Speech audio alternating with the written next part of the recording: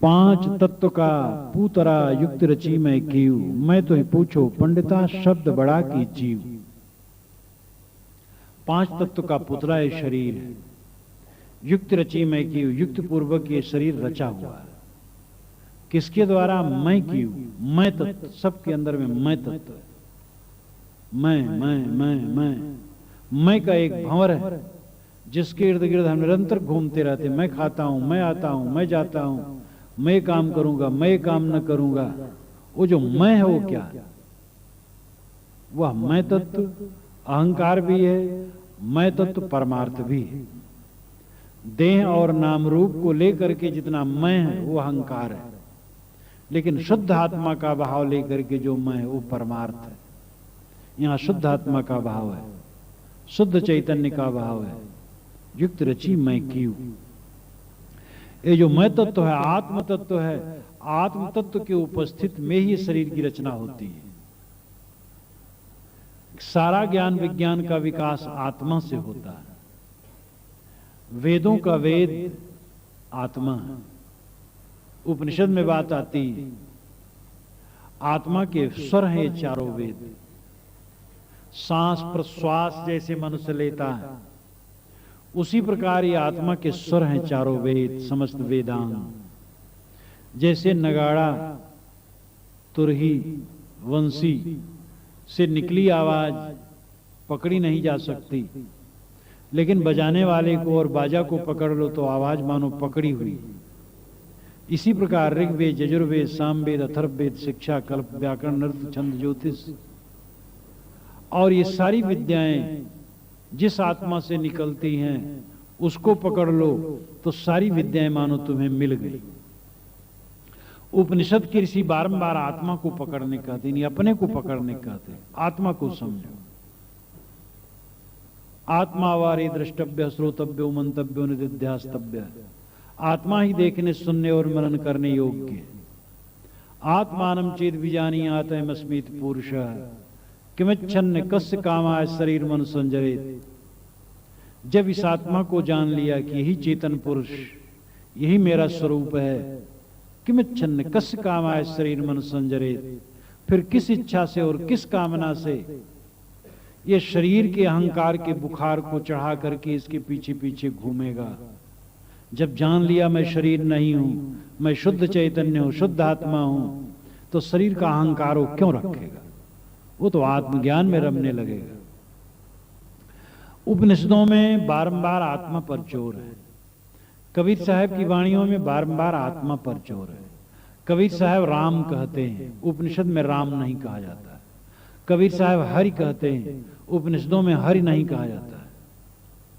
उपनिषदों में ब्रह्म, पुरुष, आत्मा ये कहा जाता है।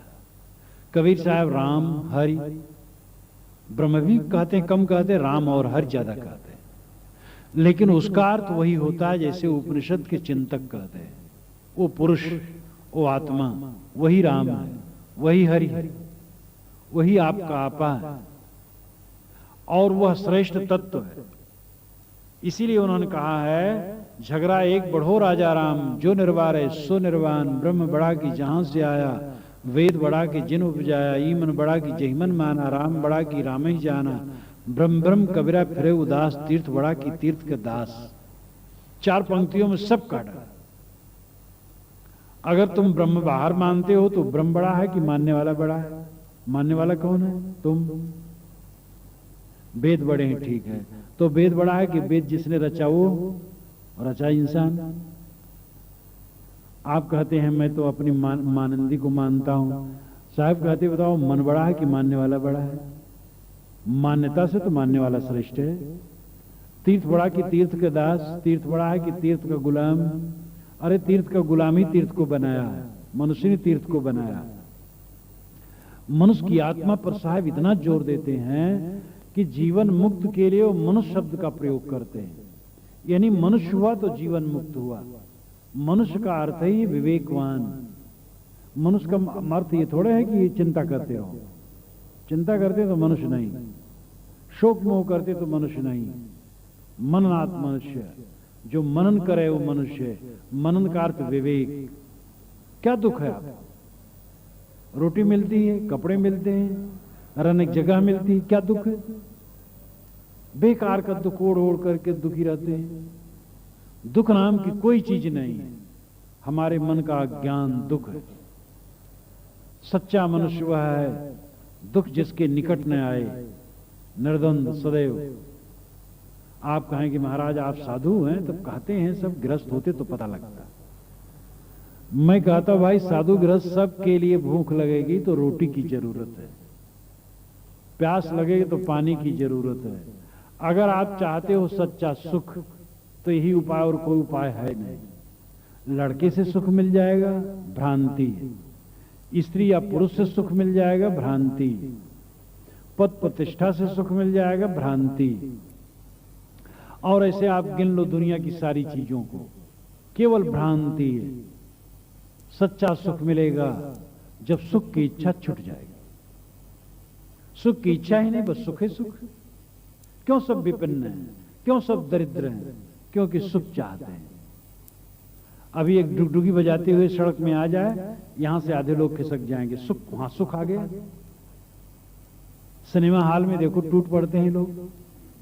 मैं काशी में जहां रहता था तो घूमता था, तो बीच में एक सिनेमा हॉल पड़ता था, तो मुझे पता नहीं, वहां एकदम चढ़े रहा एक के ऊपर एक। मैं देख के घबरा गया, भाई क्या मामला है? न कभी सिनेमा में गया, न टिकट कटाया, और देखा ही नहीं था।